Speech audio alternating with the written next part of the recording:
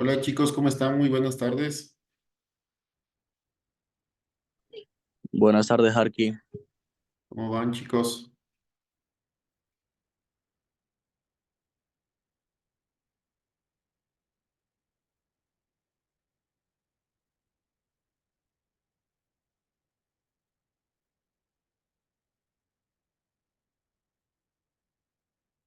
Bueno,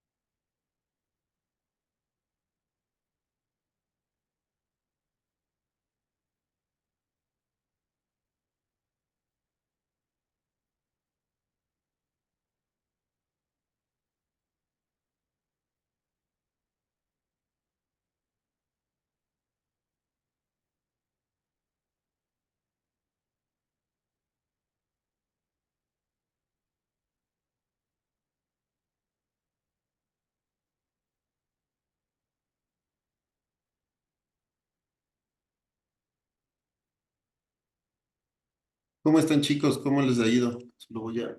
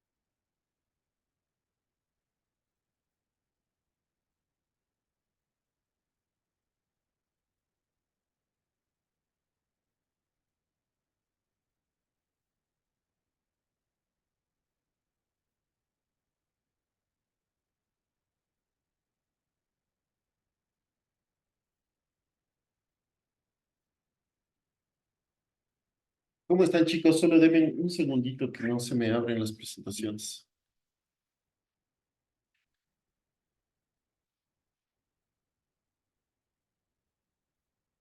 Solo denme un ratito, por favor.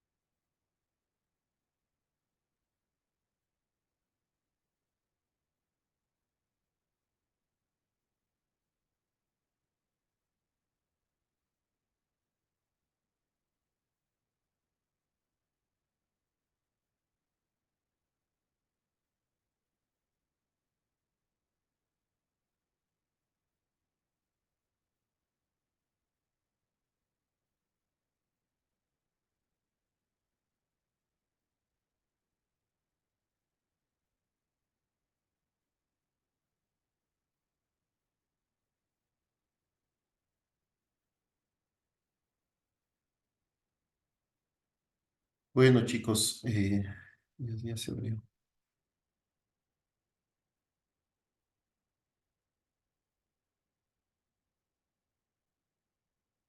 ¿Cómo les ha ido? ¿Cómo han estado?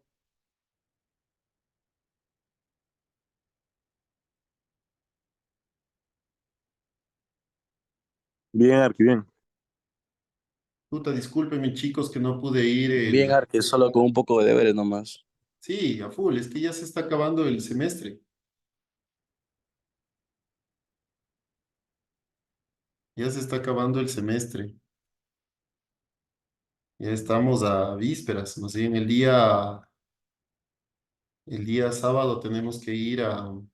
No tenemos que revisar todos esos deberes. Más bien, les he de poner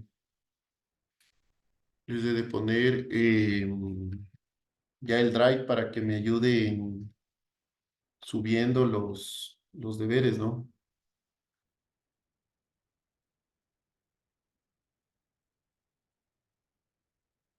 Bueno, hasta les cuento que se está colgando feísimo, no sé por qué, la presentación.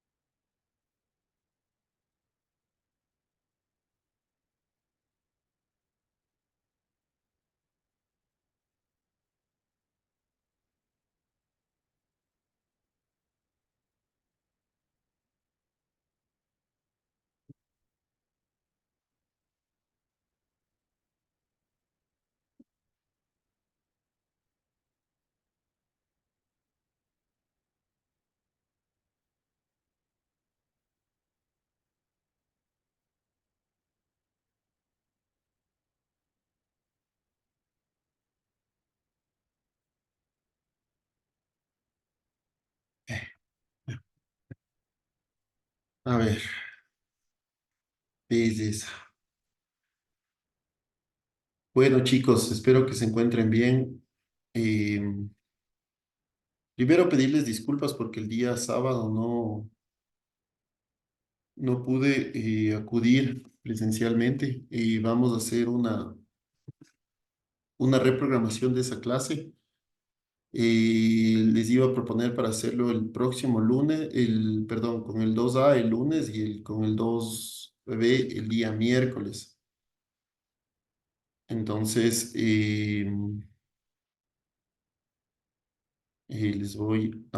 ya les voy a generar la solicitud de reprogramación de clases.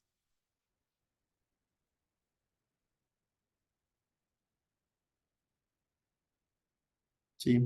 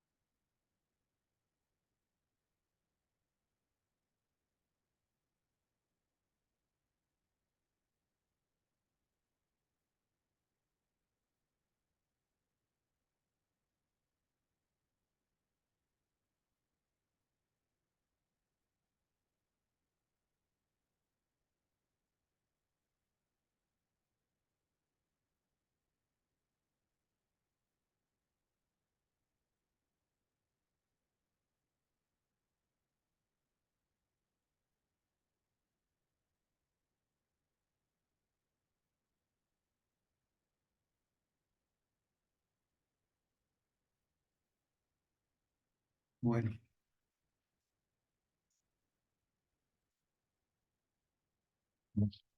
Bueno, voy a proceder a tomar la lista, por favor. Em,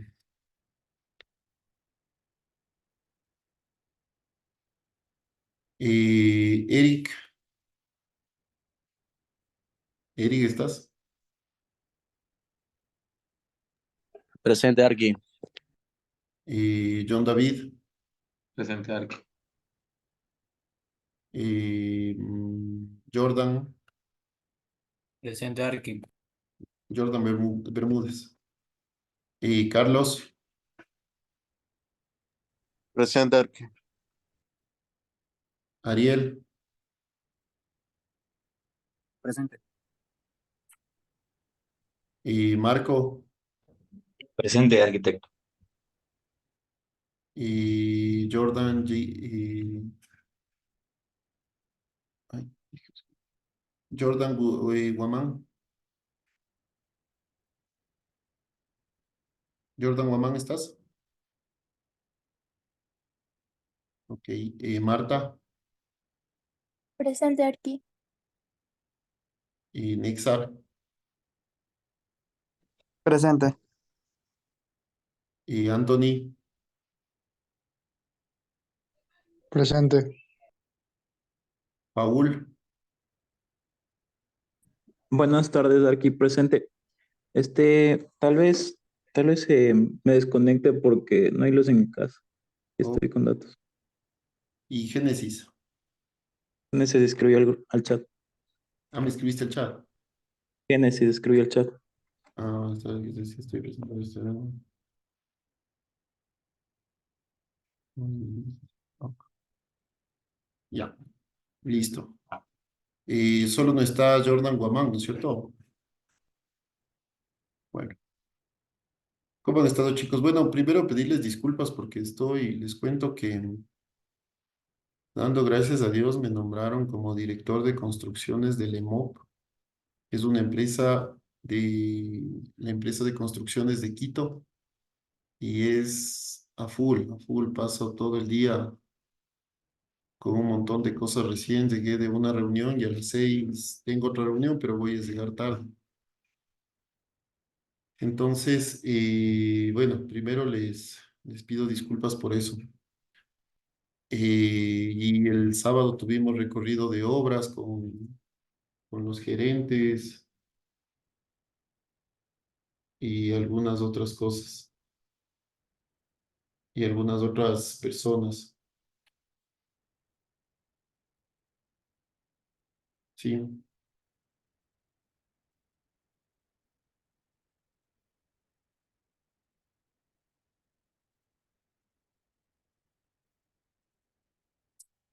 Entonces les pido mil disculpas.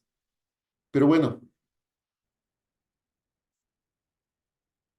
empecemos. Ya hemos visto y esta creo que me parece que ya son las últimas clases del barroco. Y hemos visto el barroco, cómo se desarrolló en sus diferentes etapas. Hemos visto cómo el barroco, los autores del barroco, hemos visto algunas cuestiones relacionadas con el barroco, como los países donde se dio, cómo se fue desarrollando en los distintos países, con los distintos autores, cuáles fueron los arquetipos principales del barroco, cómo se utilizó el frontón quebrado, cómo se utiliza estos claros oscuros, este uso de aristas, este uso de concavidades y este uso de columnas salomónicas. En esta ocasión vamos a ver y le vamos a dedicar una sola clase a la arquitectura barroca española. ¿Por qué es importante la arquitectura barroca española? Porque la arquitectura barroca española es lo que nos heredó España cuando conquistó aquí en América, cuando tuvo sus colonias españolas en América. Entonces, es importante ir indicando que en España la arquitectura barroca tiene un estilo más regionalista, es decir, y la arquitectura barroca española difiere un poco, no mucho, difiere un poco de lo que fue la arquitectura barroca en Italia, de lo que fue la arquitectura barroca en Francia, de lo que fue la arquitectura barroca en Inglaterra, en Holanda, en los distintos países. Porque la arquitectura barroca, o perdón, España, es un país que, lo voy a mencionar aquí, es un país o es una península, digamos, en Europa, ¿no? Es una cosa así, digamos. Y aquí viene Marruecos, aquí viene Portugal. Entonces, por su condición geográfica, aquí es España y aquí es Francia. España era un país bastante hermético sobre todo por cuestiones culturales, por cuestiones de idioma, bueno, por algunas razones era un país bastante hermético. Y el barroco no pudo entrar sino ya de una forma más bien tardía. El barroco en España duró más o menos unos, unos 100, 150 años, pero en cambio la cultura barroca heredada en América duró mucho más tiempo y se enriqueció en América. Pero el barroco español se desarrolló también en América. ¿Por qué se dice que es un estilo básicamente regionalista? Porque España tiene varias regiones, ¿sí? Entonces, el barroco era diferente, el barroco castellano, bueno, no tan diferente, pero tenía sus singularidades. El barroco castellano, el barroco andaluz, el barroco gallego, el barroco catalán. Tienen muchas similitudes, pero a la vez algunas diferencias. Por eso se dice que el barroco español tiene una personalidad propia. La arquitectura del barroco se inicia o su primera etapa, bueno, en España tiene tres etapas el barroco, denominadas como la primera mitad del siglo XVII, la segunda mitad, perdón, los años centrales del siglo XVII y la transición hacia el siglo XVIII. Entonces, más o menos, cada etapa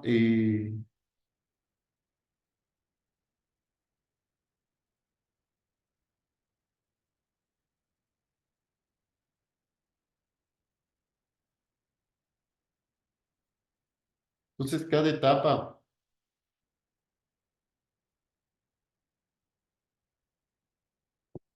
etapa, más o menos duró unos 50, 60 años. Y este primer barroco, o la primera parte del barroco, está muy vinculado a lo que hizo o a la arquitectura renacentista y sobre todo lo que hizo Juan de Herrera en el Escorial. No sé si recuerdan esta magnífica obra o esta magnífica eh, o este magnífico proyecto arquitectónico que hizo Juan de Herrera, que es el Escorial. Y además, cabe indicar un punto adicional. En toda Europa venía la reforma protestante, venía avanzando fuertemente la reforma protestante. Y en España le costó mucho entrar. De hecho, no existe, creo, reforma protestante en España. Pero sin embargo, las autoridades en España empiezan a tratar de abolir esta reforma protestante a través de los ideales de la contrarreforma y sobre todo a partir de un modelo arquitectónico. Entonces, ¿cuáles fueron las características principales o características generales de la arquitectura española? Primero, hay la prevalencia de los modelos esculiarenses, es decir, el Escorial de Juan de Herrera. ¿Qué quiere decir esto? Es la austeridad y la sobriedad. Segundo, son las estructuras simples, es decir, en la primera etapa existe una ausencia de fachadas curvilíneas. Tercero, estas cúpulas fingidas o encamonadas que se llamaban, que son obras de yeso sostenidas por madera, las famosas encamonadas. Tercero y cuarto, los interiores muy decorados. Los españoles utilizaron mucho retablos dorados, pinturas, eh, mármoles de colores. Es decir, ellos decoraron en profusión su arquitectura. Entonces, como les decía, existieron tres etapas en España. La primera mitad del siglo XVII, los años centrales del siglo XVII y la transición hacia el siglo XVIII. Así es como le denominaron a estas etapas o estas subetapas de la arquitectura barroca. Entonces, solo si me esperan un ratito, por favor. Solo un ratito, disculpen.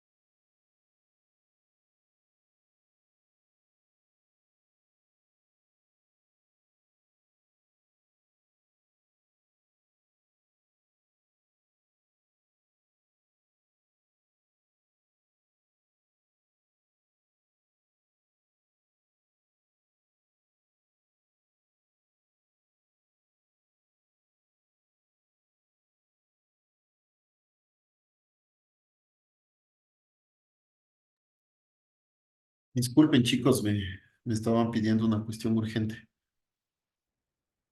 Bueno,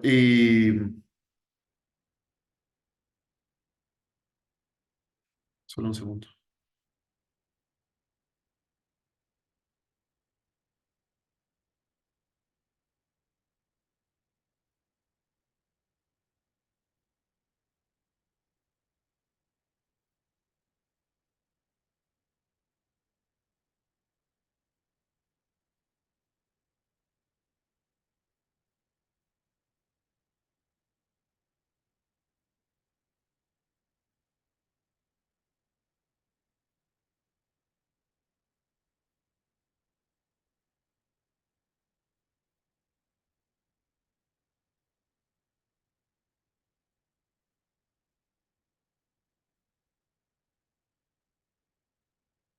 Bueno,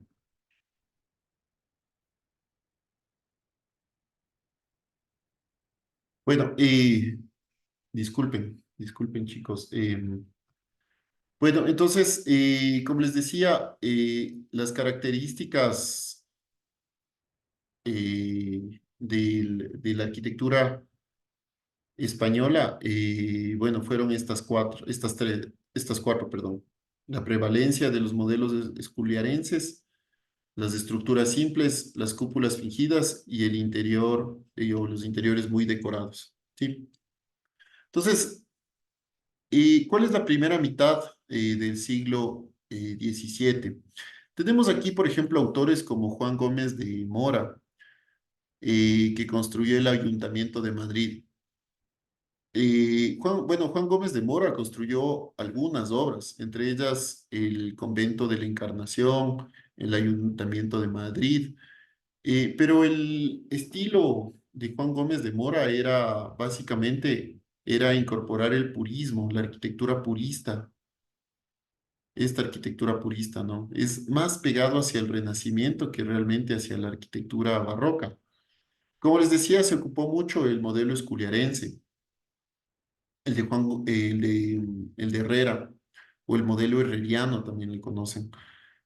Estos elementos, por ejemplo, nos denotan mucho que es una arquitectura, o parece, más bien dicho, parece, o se trata más de una arquitectura renacentista. Pero la ocupación, por ejemplo, de torres, estas torres esquineras, eh, estos frontones agudizados, los medallones, las plantas bien diferenciadas, planta baja y planta alta, estos elementos que empiezan a aparecer, los balcones, ya más se acercan hacia un barroco, ¿no? Entonces, Juan Gómez de Mora o la arquitectura de Juan Gómez de Mora es un estilo sobrio y geométrico, utilización de pilastras e impostas, división de las superficies en recuadros con claros y oscuros, pórticos con arcos en las iglesias conventuales, el vestíbulo al exterior y base para el coro en el interior, este vestíbulo al exterior. Eh, en Madrid se utilizó mucho el ladrillo, el granito, los chapiteles de pizarra y además que hay una vinculación muy urbanística, ¿no? Esto ya se lo veía, por ejemplo, en la iglesia de San Pedro, esta vinculación adentro y afuera que tienen esta arquitectura. Juan Gómez de Mora también hizo, por ejemplo, la cárcel de la Corte de Madrid, que actualmente es del Ministerio de Asuntos Exteriores. Se ve nuevamente el uso del ladrillo, de la pizarra. Y hay que tomar en cuenta que, si bien es cierto, actualmente este es el Ministerio de Asuntos Exteriores en España, pero esta cárcel, o fue construida inicialmente como una cárcel, marcó un hito arquitectónico dentro de la política penitenciaria en España, ya que fue construida bajo unas nuevas teorías penalistas de la época, que suponían sobre todo el respeto a la persona, el respeto al aire, a la luz, ¿sí? Pero bueno, terminó siendo, es un edificio tan hermoso que terminó siendo, o actualmente es el Ministerio de Asuntos Exteriores. Otro de los proyectos es el proyecto en Madrid de la Plaza Mayor y el Ayuntamiento. Esta es la Plaza Mayor. Si nosotros vemos, tiene estilo muy esculiarense, ¿no? Muy del Escorial, con esas torres elevadas, con estos frontones rotos, con esta marcación muy delimitada de la estructura, ¿sí? Estos arcos de medio punto. Y esta Plaza Mayor nos recuerda mucho al modelo herreriano o al modelo escuriarense. Esta es la iglesia de la Clesería en Salamanca. Eh, Inicialmente este fue el colegio, el Real Colegio del Santo Espíritu, o el del Espíritu Santo de la Compañía de Jesús. Fue construido en Salamanca entre los siglos XVII y XVIII. eh, y posteriormente fue o se convirtió en un claustro y una iglesia. Tiene una impresionante fachada de 3 volúmenes bien marcados.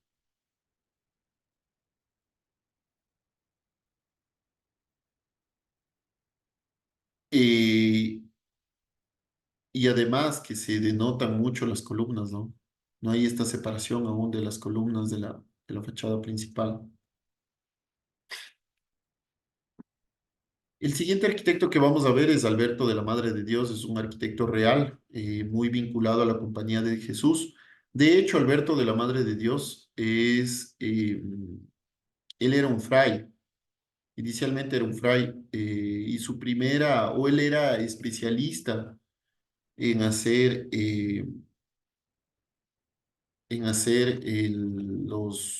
se me fue el nombre, en hacer los altares.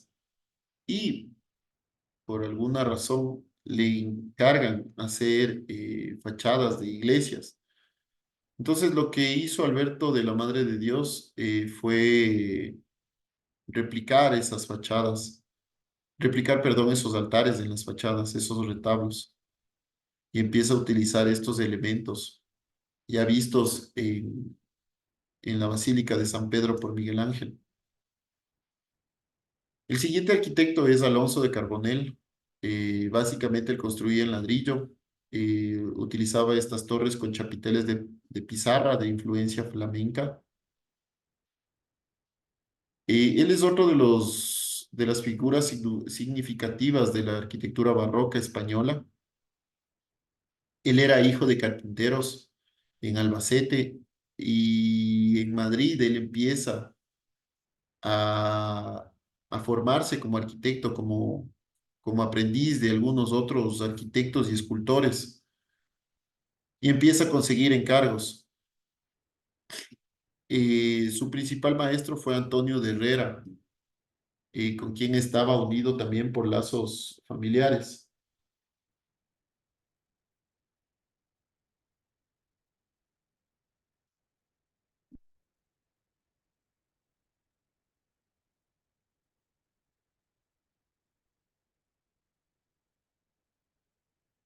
La siguiente iglesia es la iglesia de San Isidro de Madrid.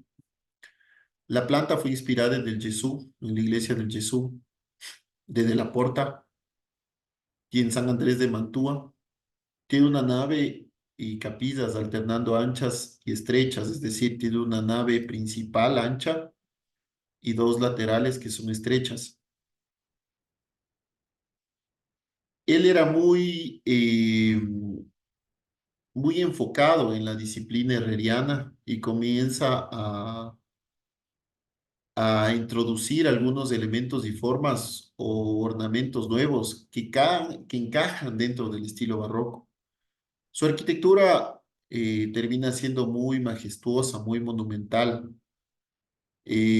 Tanto en la fachada como en los interiores, él buscaba estos órdenes gigantes del claroscuro, el marcado sombreado que produjo o supo modelar estos espacios y lograr estas sensaciones ambientales.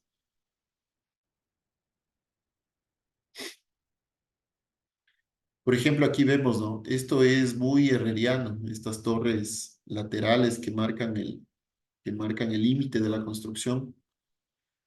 Esta catedral de San Isidro obedece más bien a una tipología muy específica de la Contrarreforma, porque ya es una arquitectura más apegada a lo que hacia lo que se hizo en Italia, hacia este barroco italiano. Al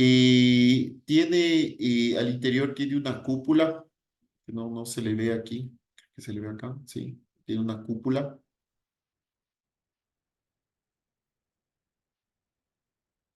Y tiene varias pilastras, ¿no? Al interior.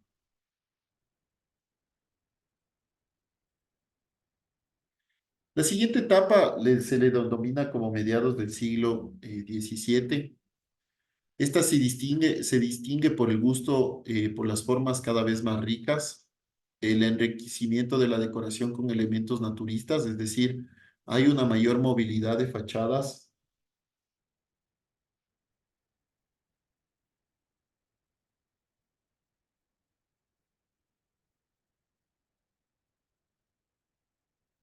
Hay unas plantas sencillas, hay mayor libertad en los alzados, en volúmenes y siluetas.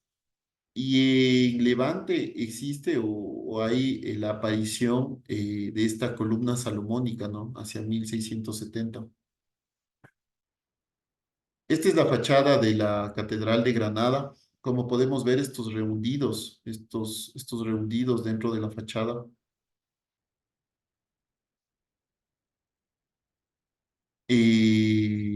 Tiene tres grandes rehundidos, lo que generan estos claros y oscuros, es decir, aquí es claro y aquí es oscuro, que le dan cierta volumetría, digamos, a las fachadas, dan una proyección de una mayor volumetría. Alonso Cano fue más conocido como escultor y pintor. Fue también un excelente arquitecto que provocó una verdadera revolución en la arquitectura española en esta época denominada la segunda mitad del siglo XVII. Él empieza a intentar eliminar estos órdenes que venían de Herrera o su arquitectura escoliarense, del Escorial, y empieza a buscar formas más abstractas, más cúbicas, arcos, empieza a conjugar otras formas. Y la más grande obra de él fue justo esta, la fachada de la Catedral de Granada, y empieza él a cerrar este espacio, digamos, este lenguaje gótico renacentista que se había creado anteriormente. Cano o Alonso Cano quiso resaltar el contraste entre la fachada, entre el interior y el exterior, y esta fachada tipo retablo que que empezaba a albergar el exterior en el interior, ¿no? Es decir, el exterior se proyectaba al interior. ¿Cómo se reconocían básicamente estas iglesias anteriormente? Eran por estas fachadas tipo retablo que tenemos aquí, por ejemplo. Perdón, que tenemos aquí. Parece un retablo, ¿no? Este altar de iglesia. Entonces Alonso Cano trata de romper esto.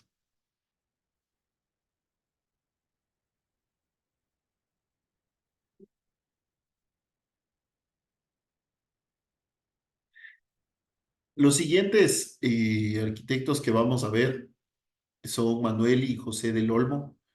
Manuel y José del Olmo eran dos hermanos arquitectos que trabajaban en conjunto. Tenían una relación muy estrecha o una colaboración muy personal y profesional. José del Olmo construía una parte y Manuel construía otra parte. Y ellos eran, sobre todo José del Olmo, fue Bueno, José del Olmo era el menor, Manuel del Olmo era el mayor, pero eran arquitectos reales, es decir, trabajaban con la realeza. Y bueno, también con algunos ministros, con algunos duques, es decir, estaban muy vinculados hacia la parte monárquica. De hecho, José del Olmo fue declarado como aparejador real y maestro de obras reales, y recibió encargos de aristócratas, ¿no? Como duques, etcétera. Bueno, esta es la iglesia de los comendadores de Santiago en Madrid. Tiene una planta o una cruz griega en planta y brazos acabados con exendras, estas exendras.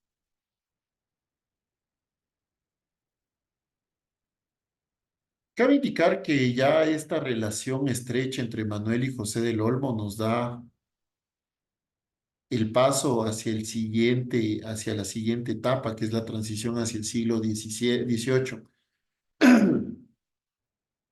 Aquí ya se empieza a ver esta vinculación entre profesionales y da apertura a esta nueva etapa que es la transición al siglo XVIII, donde una de las características más fuertes son los procesos de activación de las empresas constructivas o constructoras. Y bueno, también es el barroquismo, la culminación del barroquismo español.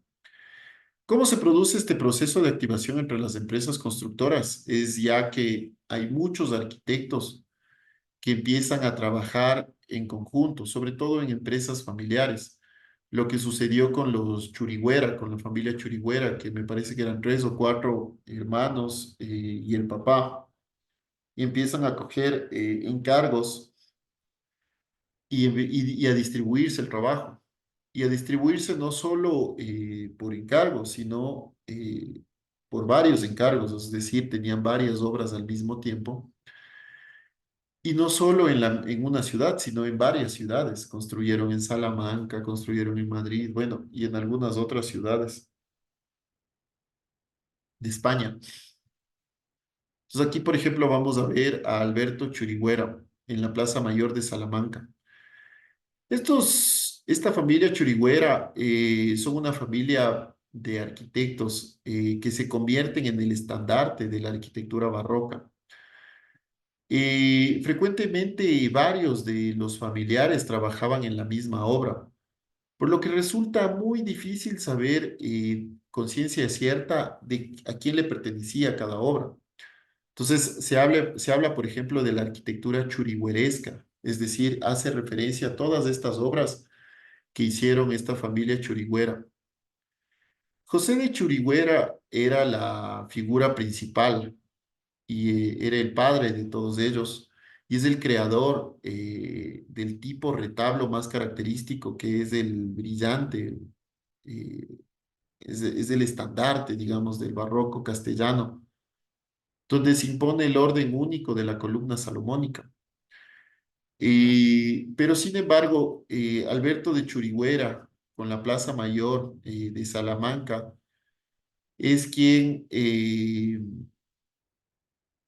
empieza a coger varios encargos y empieza a definir su propia arquitectura en estos encargos. Sería por su personalidad, sería, no sé, me parece que Alberto era el mayor de todos los hermanos. No me acuerdo si son tres o cuatro hermanos. Me parece que es Antonio, Alberto, el papá era José, y bueno, no, Joaquín y otro más, no me acuerdo. No recuerdo, pero ellos empiezan a formar pabellones, aporticados, grandes arcos que desembocaban en plazas principales,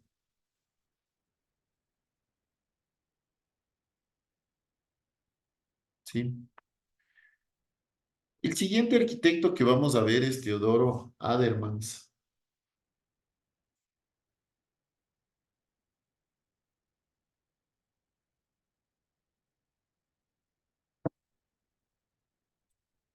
Teodoro Adermans él construye el Palacio de la Granja de Segovia, o el Palacio Real de la Granja de San Ildefonso, también conocida, porque es el sitio real de Ildefonso. Actualmente está gestionado por el Instituto de Patrimonio Nacional Español y está abierta al público. Pero sin embargo, este sitio real se convirtió también en uno de los elementos más sobresalientes del barroco español. Me parece que más sobresalientes del Palacio Real de Madrid, pero sin embargo, el Palacio de la Granja de Segovia era otro de los palacios de la familia real. De hecho, este palacio fue encargado por Felipe V. ¿Quién era Felipe V? Era el nieto de Carlos XIV, que era o que fue el creador de Versalles. Entonces, Felipe V se crió, digamos, nace en Versalles, se cría en Versalles y él, por el recuerdo de tener a Versalles en su mente, manda a construir este encargo a Teodoro Adelmans. Y termina siendo, sí, si bien es cierto, termina siendo algo muy similar a lo de Versalles, pero tiene elementos muy característicos. Sí. Bueno, este palacio, por ejemplo, tiene un tono más íntimo y reservado que el de Versalles. Es bastante más pequeño. Tiene tonos más íntimos, perdón, maravillosos jardines, como lo de Versalles. Tiene un trazado geométrico francés. Es del Parque Natural Inglés, y realiza una gran fachada dentro del palacio, ¿no?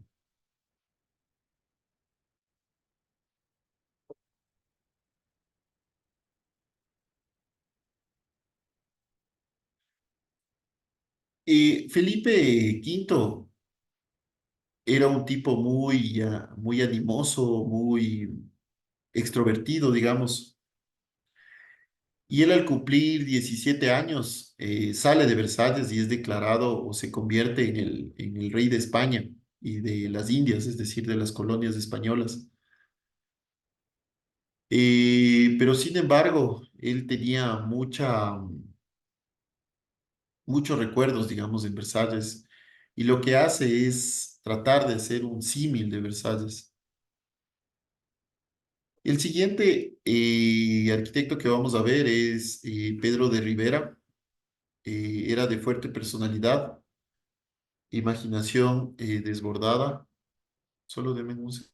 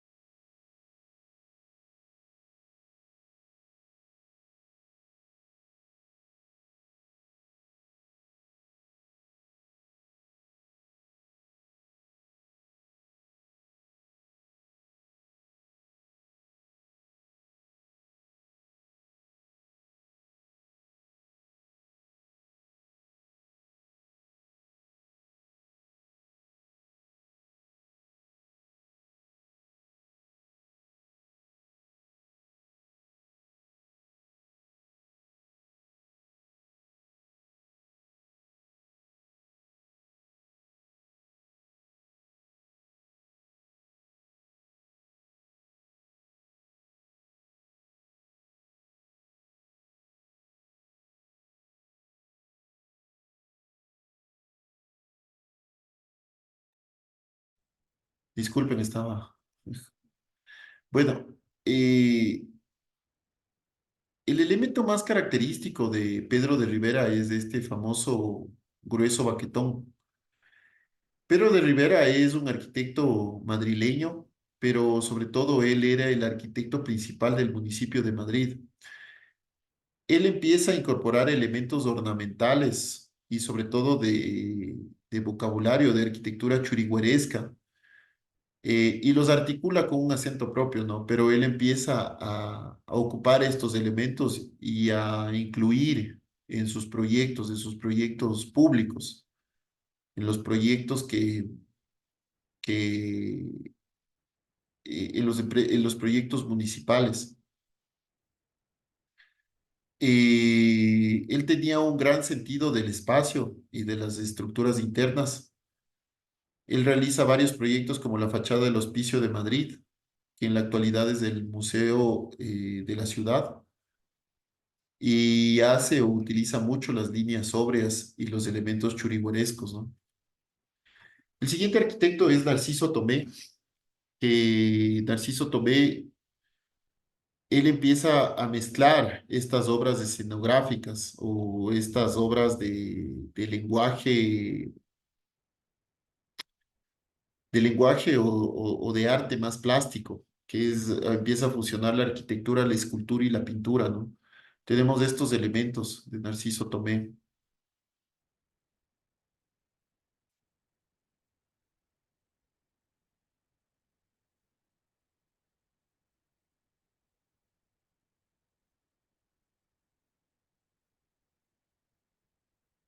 ¿Sí? Él empieza a incorporar mucho la importancia de la luz y de los materiales dentro de sus proyectos. El siguiente arquitecto es Jaime Bort. Él crea la fachada de la Catedral de Murcia, que la tenemos aquí.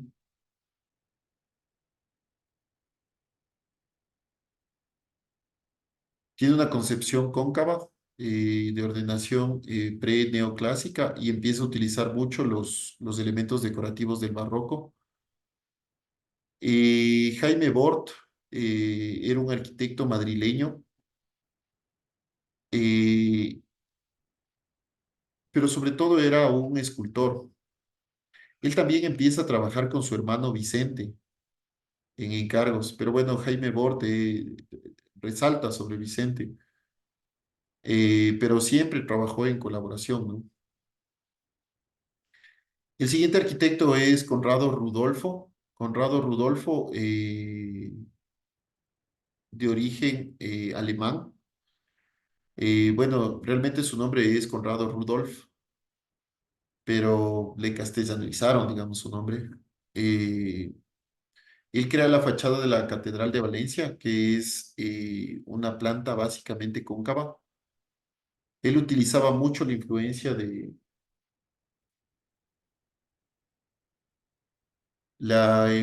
Borromini.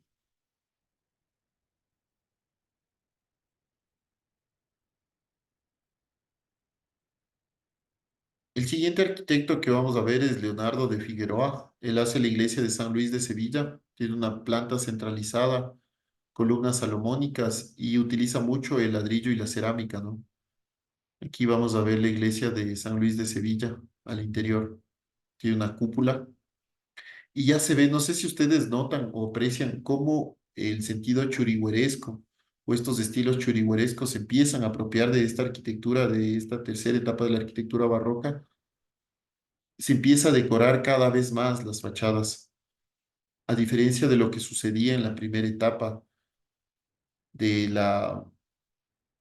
de estos estilos arquitectónicos, que son fachadas muy simples, casi que no son tan decoradas. En la segunda etapa ya se ve elementos mucho más decorados, mucho más geométricos, pero en la tercera etapa ya se ven estos elementos completamente decorados, ¿no?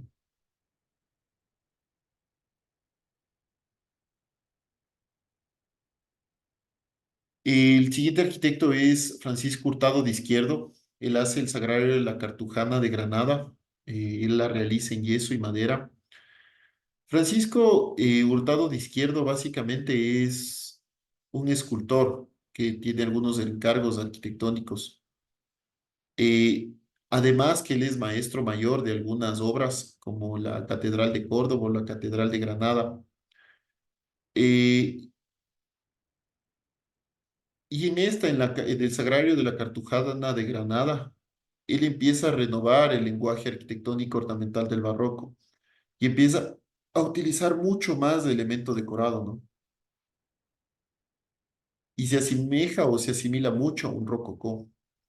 Estos elementos claros y oscuros son muy típicos del barroco.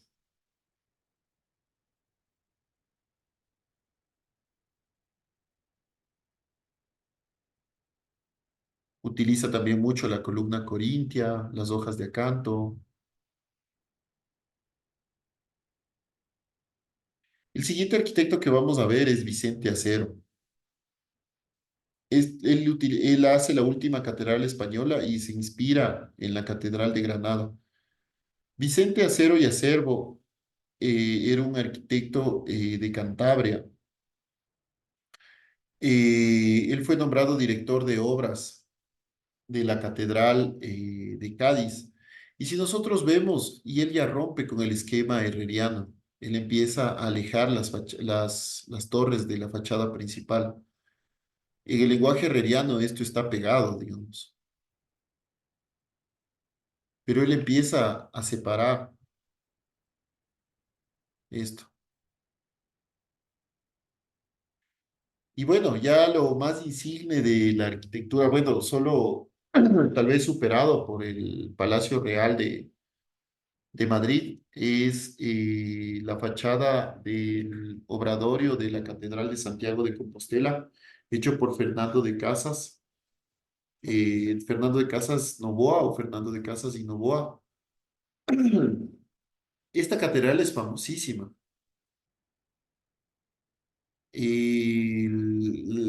La Catedral de Santiago de Compostela es, digamos, la iglesia más frecuentada dentro de España. Existe hasta una peregrinación que viene hasta esta iglesia. Esta fachada se vuelve en un telón con un pórtico que parece medieval, ¿no? Además de esta fachada, se desenvuelve en varios planos sucesivos, en tres planos específicamente, en uno, este es el principal, en dos y en tres. Eh, Además, está concebido como un retablo.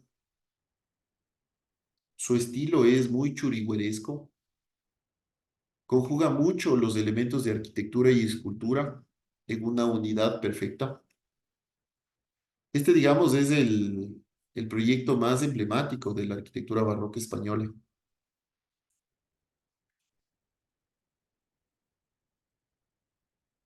El siguiente arquitecto que vamos a ver es Filippo Juvara. Filippo Juvara o Filippo Juvará, o Felipe Juvará, perdón. Filippo Juvara es italiano, pero es llevado por Felipe V a España, entonces se castellanizó su nombre. Y ya no es Filippo Juvara, sino Filippo Juvará. Eh, y él es un arquitecto que nace dentro de una familia de orfebres, de grabadores, de estos que trabajaban con la piedra. Y él empieza a hacer o empieza a formarse en Italia y es llevado por Felipe V. Y él crea, digamos, la obra más emblemática de la arquitectura barroca española o el palacio más emblemático de la arquitectura barroca española, que es el Palacio Real de Madrid, que es un proyecto inspirado en lo que hizo Bernini y también es conjugado con lo que se hizo en Versalles. Y es una arquitectura palaciega dentro de la ciudad que termina siendo una excepción, ¿no? Este es el Palacio Real de Madrid, es la residencia oficial del rey de Madrid, de España, perdón. Pero actualmente no, solo creo que se utiliza para banquetes reales o para ceremonias o para actos solemnes, porque los reyes me parece que viven en el Palacio de la Zarzuela, que es otro palacio. Pero sin embargo, este es uno de los palacios, me parece que es el palacio más grande de Europa Occidental. Es más grande que Versalles, más grande que Buckingham, que es en Inglaterra, en Londres. donde vive la reina de Londres, bueno, la ex reina, ahora ya es el rey Carlos en Londres. Y, y además alberga un valioso patrimonio histórico artístico, destacando el conjunto de instrumentos musicales conocidos como los Stradivarius palatinos, que son colecciones relevantes de, de instrumentos musicales. Además, adentro también están algunas obras de pintura, escultura, tapicería. Tiene colecciones artísticas que están abiertas al público y a actos oficiales. Este es el Palacio Real de Madrid. Es algo gigante. Me parece que tiene 135.000 metros cuadrados de construcción, ¿no? Es gigante. 135.000 metros cuadrados de construcción es realmente impresionante, ¿no? Son como 10 hectáreas de construcción. Es gigante. Me parece que Versalles tiene 6 hectáreas. Entonces, 13.000 es más, es 3 hectáreas de construcción, es decir, es el doble de Versalles. Y Buckingham me parece que va por los 5,8 por ahí, 7 por ahí. Entonces, es el doble de Versalles y de Buckingham, ¿no? Y ya para finalizar, o ir ya cerrando, el último es Francesco Sabatini, también de origen italiano, llevado en cambio por Carlos III. Él hace el Palacio de Aranjuez en Madrid y realiza la ampliación del palacio, lleva a cabo la urbanización también de todo el pueblo. Francesco Sabatini era un arquitecto italiano que fue llevado por Carlos III. Eh, en Italia es Francesco Sabatini, pero los españoles castellanizan sus nombres, ¿no? Entonces él en España es también conocido como Francisco Sabatini. Y bueno, y a lo largo de su carrera, él empieza a aplicar este barroco tardío, que ya empieza a tener más racionalidad, tiene más rigor constructivo y formal. Además que él era un arquitecto militar y él prefería la función hacia la forma. Recordemos que la función es cómo funciona una edificación antes que su forma, o sea, como él piensa que la función obedece a la forma. Perdón, la forma obedece a la función. Este es el Palacio de Armas de Francesco Sabatini o de Francisco Sabatini. La Plaza de la Armería se llama esto, en el Palacio Real.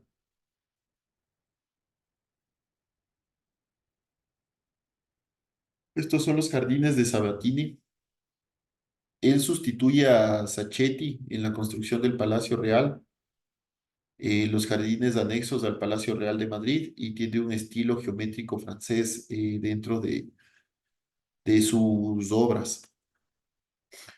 Y bueno, y también él hace esto de las famosas puertas. Aquí tenemos, por ejemplo, la Puerta de Alcalá. En Madrid me parece que existen como 6 puertas de entrada a la ciudad o 5 puertas reales. Una de estas es la Puerta de Alcalá, es famosísima esta puerta. Tiene o se construía tras algún evento histórico, ¿no? Nos recordaba algún evento histórico. Eh, Me parece que este es, no me acuerdo por qué se construye este.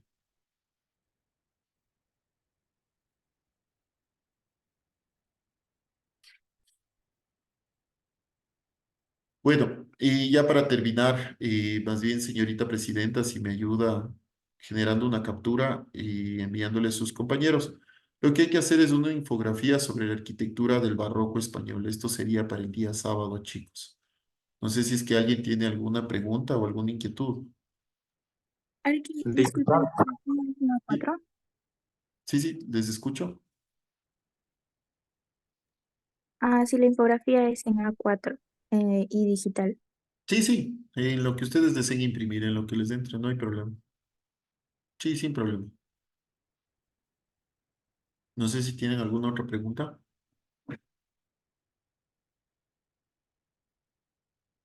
Chicos. Arqui, otra pregunta, pero o sea, fuera del tema. Lo que pasa es que, no sé si tal vez usted conoce que la U está haciendo esto de la Olimpuse. Entonces, o sea, arquitectura ha sacado un equipo y hay chicos que juegan, o sea, que están aquí en el curso y juegan en ese equipo. ¿Ya? Entonces, el sábado estaban comentando en clases que tienen el partido a las 12 y ellos son titulares y no sabíamos si tal vez podríamos acabar la clase más temprano o cómo harían ellos ahí. Hijo de pato. Ahí sí me complican, chicos, porque no sé hasta cuándo duran las clases. No sé si es que, porque tomando en cuenta la próxima semana, me parece que ya es Navidad. Me parece que la próxima semana, claro, ya es, o sea, es decir, no sé si es que el 23, eh,